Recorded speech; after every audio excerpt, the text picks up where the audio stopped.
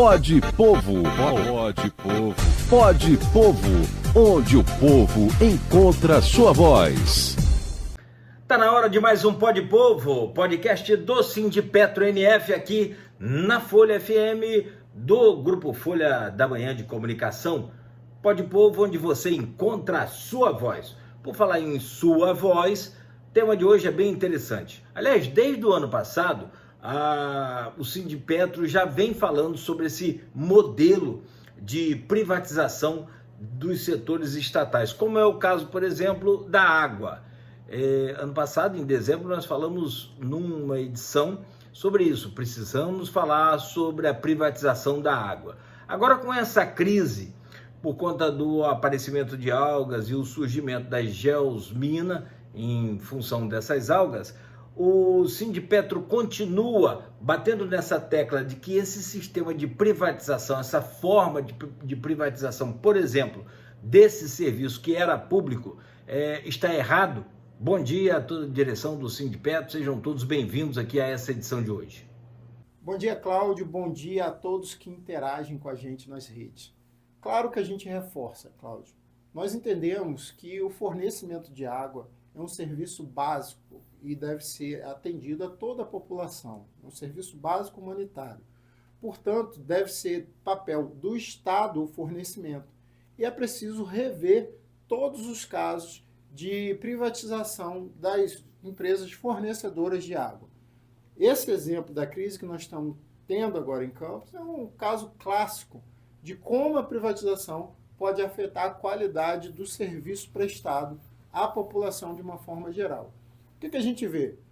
Cada prefeitura ao longo do Rio do Paraíba está tratando o caso da sua forma. E por mais que a gente tenha um comitê gestor que tente uniformizar os processos, cada empresa de cada prefeitura trata as coisas da maneira como bem entende. E aí quem paga o preço por isso é a população de forma geral. Você vê que o consumidor sabe exatamente o que sai na sua casa, lá na sua torneira, quando falta água ou quando chega a água com uma qualidade ruim.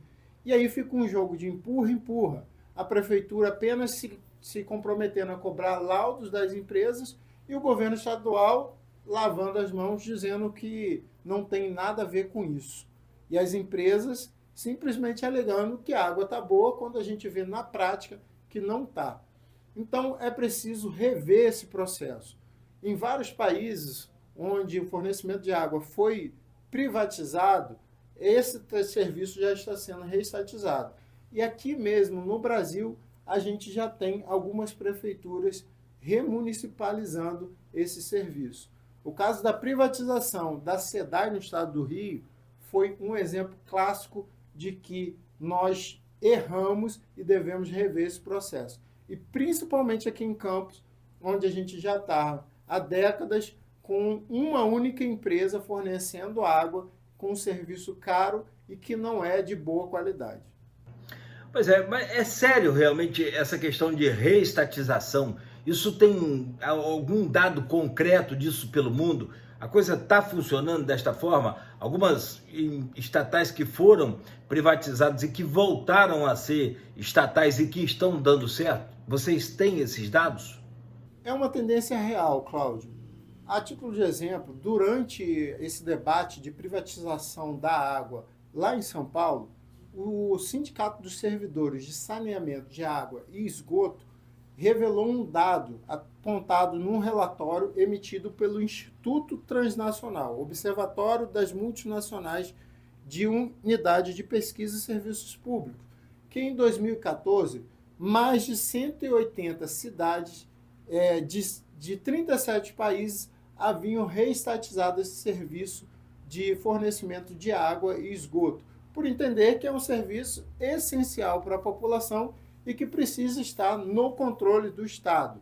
Algumas cidades são Atlanta e Indianópolis, lá nos Estados Unidos, Berlim, na Alemanha, Buenos Aires, na Argentina, Budapeste, na Hungria, Jacarta, na Indonésia, Joanesburgo, na África do Sul, La Paz, na Bolívia e Paris, na França. Então vocês podem ver que tem muitos países de primeiro mundo e capitalistas que estão reestatizando seus serviços de fornecimento de água.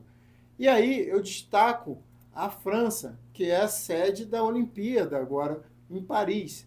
Olha só o que o secretário de Serviços de Água, que reassumiu a estatização do fornecimento de água de Paris, na França, disse em 2009, o Benjamin Gestin. O primeiro motivo é o controle da cidade de Paris sobre um serviço que é competência municipal. O prefeito de Paris, na época, tinha a impressão de não saber mais o que faziam as empresas concessionárias, de não ter mais controle sobre o certo número de parâmetros de prestação de serviço, sobretudo o parâmetro preço. Foi constatada uma perda de controle por parte dos vereadores, representantes da população e dos próprios cidadãos de serviços público da água. A segunda razão é que em Paris a água é considerada um bem comum, um bem essencial e vital que deve ser acessível a todos em condições aceitáveis. Isso necessita um módulo de gestão particular, um modelo de gestão que não pode mais ser feito pelo setor privado. Essa fala descreve claramente os problemas que estamos enfrentando em Campos e que a gente tem que repensar. Olha, muito importante, como sempre, esses temas, esses assuntos que o Sindipetro tem trazido aqui no Pode Povo, e é justamente isso, não está só dentro daquela esfera, daquela bolha específica de trabalhadores offshore. Não, está para todo mundo, como é o caso agora, por exemplo, dessa questão da água, e que nós precisamos debater, discutir. Gente, o que a gente precisa entender é que não é que tem que ser melhor para A ou para B, tem que ser melhor para a população. Tem que ser sempre o melhor para a população. As empresas ou o Estado, qual o sistema escolhido, é o que menos importa. O que importa é que a população seja bem atendida. Isso nós não podemos abrir mão em esfera nenhuma. Olha a Enel aí. Isso aí é outra complicação que a população aceita, assim, muito pacificamente, no meu entendimento. Mas esse é assunto para outro Pode Povo, tenho certeza que a gente vai trazer aqui. Valeu, gente, obrigado e até a próxima. Continue ligado aqui no Pode Povo, podcast do Sindipetro NF. É isso mesmo, Cláudio. Por isso, nós estamos propondo que a população, de forma geral, rediscuta a questão dos serviços básicos à população, em especial a distribuição de água e saneamento público.